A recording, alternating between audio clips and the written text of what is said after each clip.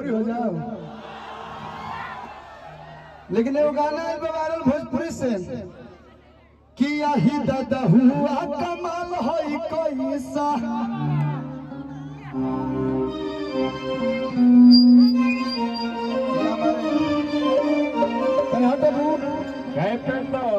हिंकर पगड़ी देख के बुझाता कि ददन चाचा से मिल के बने अभी बस बातचीत तरीका ये महाराज दोसर चीज बने बुझाता अगला लोकसभा का उम्मीदवार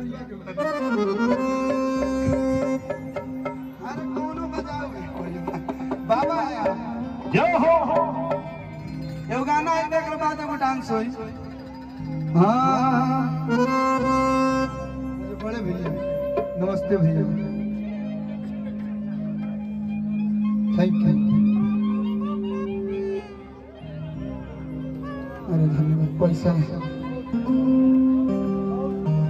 वाह। नितेश भैया की तरफ से बहुत सारा प्यार, राकेश भैया के बड़े भाई की तरफ से प्यार बनल रहो। बहुत बढ़िया दिमाग लगाए हैं कि बड़ा नोट हाथ में छोटा नोट उड़ा दीजिए। ये छोटा नोट जो है ये जगदम्बा बाबा को 2 पूरी खिलाते हैं सुबह में, बच्चों को मिठाई खिलाते हैं।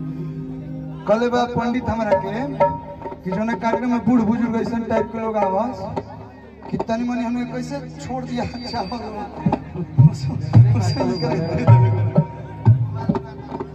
अच्छा धर्मेंद्र भाई की तरफ से बहुत सारा प्यार, मन से स्वागत अभिनंदन। नहीं दूसरा चैनल महाराज सबका खा देगा।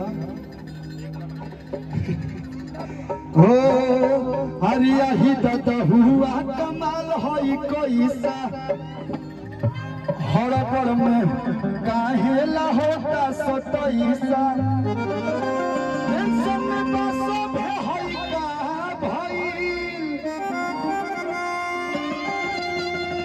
सब लोग टेंशन में बा। आज जीजा जी है वाह।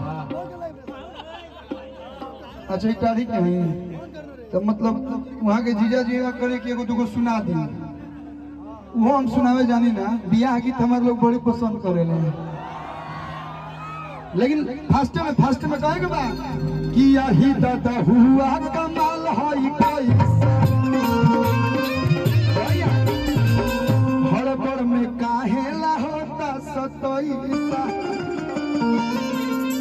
कि टेंशन में बसो भे होई का भाई। सब लोग टेंशन में। एगो बात बताओ कि साल भर से रहू भौजी तू तो मई का गई अरे बाबा अब बोले न कोई से लड़का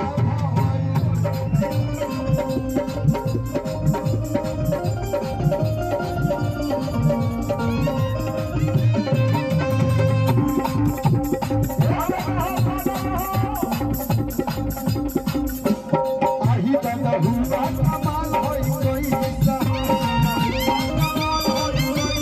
हड़बड़ में काहेला होता सतईसा टेंशन में बसो भे होई का भाई। यो माजब दिया है बाबा कि टेंशन में बसो भे होई का भाई। यहाँ के पात्र परिचय अरे भतीजा ये कुल मजाक में वाह बहुत बहुत धन्यवाद। पहले हित ना तले इनकर पैसे ले लिया जाओ। हाँ और क्यों हाँ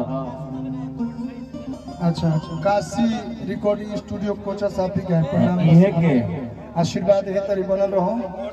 और क्यों बा घर और में हो क्यों घींच के ले आई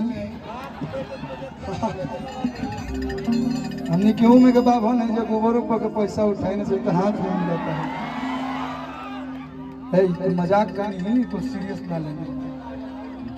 यहाँ के पाहू अरे पाहू यहाँ के माउथ देखी पहले बुझा तक अगर यहाँ के हंसती कस के तो रेल रुक जाएगी। और क्यों मौसा मौसी फुआ फूफा ना लोकल है फूफा खिसियाइल होई है सबसे ज्यादा फूफा खिसियाला लोग लेकिन कहे के बा असल भर से रहू हर ऊपर नीरज जी बहुत सारा प्यार ईमान से स्वागत ना भैया साउंड वाले भाई के बता भाई कहे के बा